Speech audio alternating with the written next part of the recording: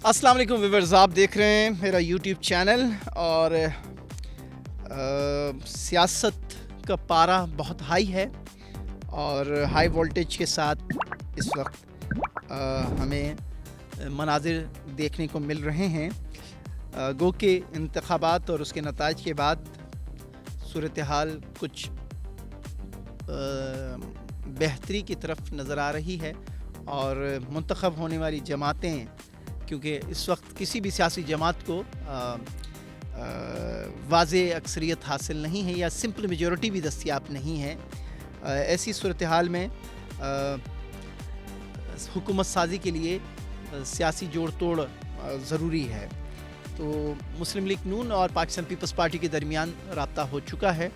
राब्ते के 2 अदवार मुकम्मल हुए हैं, लेकिन अब तक के इत्तलात के मुताबिक ये दोनों अदवार किसी हतमी नतीजे के बग़ैर ख़त्म हुए हैं। अब देखना ये है कि पाकिस्तान तहरीक इंसाफ के जो आज़ाद उम्मीदवार हैं, ये कितनी देर तक सस्टेन कर सकते हैं, क्योंकि कुछ आज़ाद उम्मीदवार जो कि पीटीआई के प्लेटफॉर्म से या पीटीआई के बैनर तले मुंतखब हुए थे, वो उड़ान भरने के लिए तैयार बैठे हैं। अगर मज़ीद इसी तरह ताख़ीर हुई तो पीटीआई के लिए नुकसान हो सकता है। अच्छा, पीटीआई के लिए मजबूरी ये है कि क्योंकि आज़ाद उम्मीदवारों की इतनी बड़ी तादाद जो कौमी असम्बली में पहुंच चुकी है, इनके पास पॉलिटिकल पार्टी का अम्ब्रेला नहीं है। तो जब तक अम्ब्रेला नहीं होगा, ये किसी भी वाज़े फ़ैसले करने में बाख्तियार हमें नज़र नहीं आएंगे। तो मजबूरी इनकी है कि किसी न किसी सियासी जमात को ज्वाइन करें और उसके नतीजे में जो उन्हें मज़ीद रिज़र्व सीट्स मिल सकती हैं, वो रिज़र्व सीट्स ये पोजीशन वाज़े करेगी कि क्या पीटीआई तनहा वफाक में हुकूमत बना पाएगी। लेकिन जो आदाद व शुमार हमारे सामने हैं, उसके नतीजे में भी हमें नहीं लगता है कि वफाक में भी पीटीआई तनहा हुकूमत बनाने की पोजीशन में होगी। अब उसके पास ऑप्शन क्या है? तो जमात इस्लामी एक ऑप्शन है। इसी तरीके से कुछ आज़ाद उम्मीदवार बलूचिस्तान से जो आए हैं, पंजाब से आए हैं, उनको अपने साथ शामिल करके और ख़ासकर किसी एक सियासी जमात को ज्वाइन करके, ये सबसे पहले तो शर्त ये किसी एक सियासी जमात को ज्वाइन करके वो अपना पॉलिटिकल गेम खेलना शुरू कर सकते हैं। इससे पहले ये मुमकिन नहीं है। ऐसी सूरत हाल में कौन सी सियासी जमात फ़ायदा उठा सकती है? तो ऐसी सूरत हाल में जो सबसे ज़्यादा हमारी ऑब्ज़र्वेशन है, हमारी नज़रें धोखा नहीं खा सकती हैं, क्योंकि ट्रैक रिकॉर्ड पीपल्स पार्टी का बहुत बेहतर रहा है। चाहे वो सेनेट का इलेक्शन हो या तहरीक आदम एतमाद के बाद इमरान खान साहब को नुकसान पहुंचाने के लिए जिस तरीके से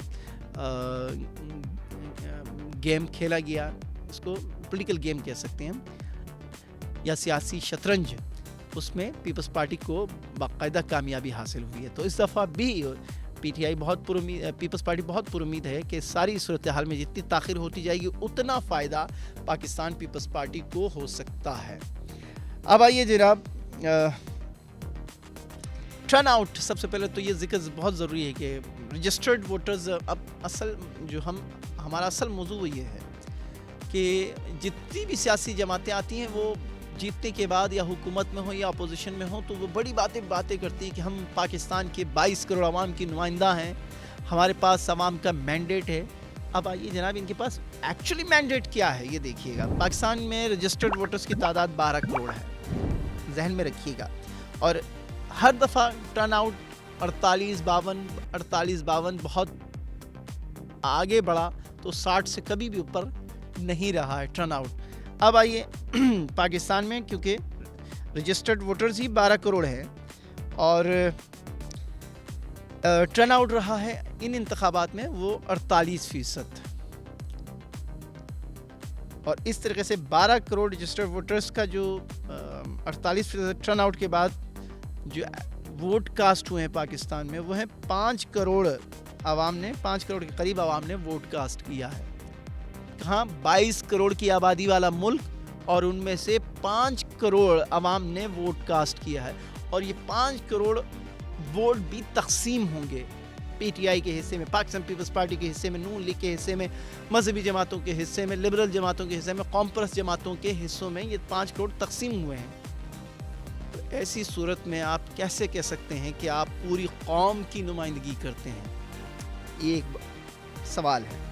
اچھا 2018 میں بھی تقریباً یہی 52% ٹرن آؤٹ تھا, جو کہ اب 48% ہے, تو لیکن 2018 میں یہ بھی کوئی اتنا آئیڈیل نہیں تھا. اب سوال یہ ہے کہ 12 کروڑ ویسے ہی ہاف بنتا ہے 24 کروڑ کا, 22 کروڑ کی آبادی کا. کہتے ہیں 24 کروڑ سے تجاوز کر گیا ہے, اور کیونکہ جو مردم شماری بھی اس کے نتیجے میں 22 کروڑ کے قریب بتایا جاتا ہے کہ پاکستان کی آبادی ہے. ہاف 12 کروڑ رجسٹرڈ, جنہوں نے ووٹ رجسٹرڈ کروایا ہے. باقی عوام کہاں ہے؟ ایسا نہیں ہے کہ باقی جو ہے 18 سال سے کم ہوں گے, ایسا نہیں ہے. باقی دلچسپی نہیں رکھتے ہیں, اس لیے وہ اپنے ووٹ کو رجسٹرڈ کرنے کی ضرورت ہی محسوس نہیں کرتے ہیں.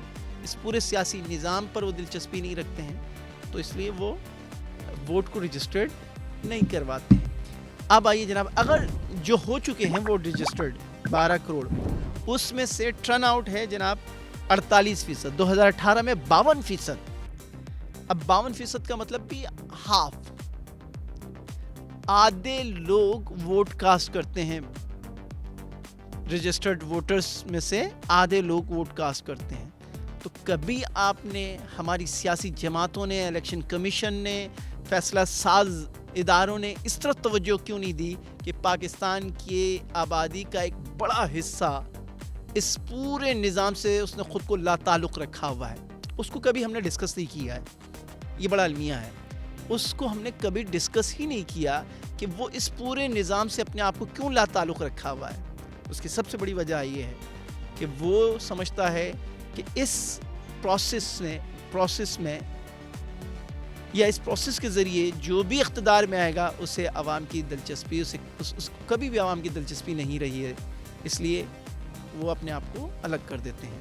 تو ہم جو انڈیکیٹ کرنا چاہ رہے ہیں, اصل ہم جس طرح اشارہ کرنا چاہ رہے ہیں وہ ہے ایک بڑی تعداد پاکستانی عوام کی جو اس پورے پروسیس سے خود کو انہوں نے لا تعلق رکھا ہے. نہ وہ عمران خان کے سپورٹر ہیں, کہتے ہیں نا پاکستان کی آبادی کا ایک بڑا حصہ عمران خان کے سپورٹر ہیں, عمران خان کو پسند کرتے ہیں. 22 کروڑ عوام کا لیڈر ہے جناب. یہ جو ووٹرز ہیں اس سے آپ اندازہ کیجئے, کاسٹ ہونے والے ووٹ سے ہمیں اندازہ ہوتا ہے کہ کون کتنا بڑا لیڈر ہے. نہ ہی عمران خان صاحب پاکستانی عوام کے ترجمان ہیں مکمل طور پر, نہ نواز شریف صاحب, نہ آصف علی زرداری صاحب, نہ مولانا صاحب, نہ کوئی اور, کیونکہ پاکستان کی آبادی کا ایک بڑا حصہ اس پورے سیاسی سسٹم سے اس نے خود کو دور رکھا ہوا ہے. کیونکہ وہ یہ سمجھتا ہے کہ یہ ایک ایسا دلدل ہے, اگر اس میں خود کو شامل کریں, اس کے اندر گھسنے کی کوشش کریں, تو اس میں سوائے اس کے کہ ڈوبنے کے, بربادی کے, اسے کچھ نہیں ملے گا.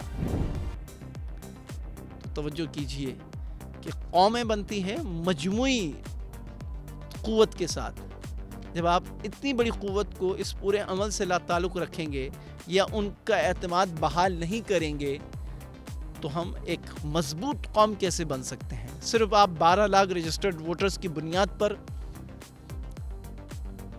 ایک قوم کی تعریف کرتے ہیں, اس کے کردار کی بات کرتے ہیں, اور اس 12 کروڑ رجسٹرڈ ووٹ میں سے بھی کہ صرف آدھے لوگ اس پولیٹیکل پروسیس کا حصہ بنتے ہیں, یعنی جو کہ کچھ 5 کروڑ کے قریب بنتا ہے. 22 کروڑ کی آبادی والا ملک میں صرف 5 کروڑ لوگ اس پولیٹیکل پروسیس کا وہ اپنے آپ کو حصہ دار بناتے ہیں.